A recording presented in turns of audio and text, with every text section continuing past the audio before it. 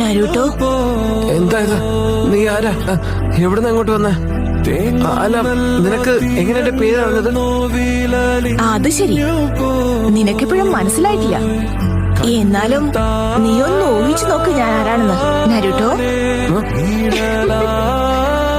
എന്താ നിനക്ക് പിടികിട്ടിയോ? മനസ്സിലായി, നീ നൈൻറ്റേഴ്സിന്റെ യഥാർത്ഥ രൂപമല്ലേ? ആ മിനാട്ടോ എന്നെ കുറിച്ചൊന്നും പറഞ്ഞിരുന്നില്ലേ? വല്ലാത്ത കഷ്ടം തന്നെ.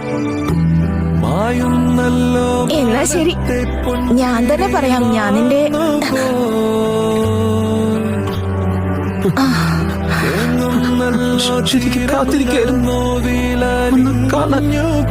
നീ ഇത്ര നേരം എന്താ പറഞ്ഞേ?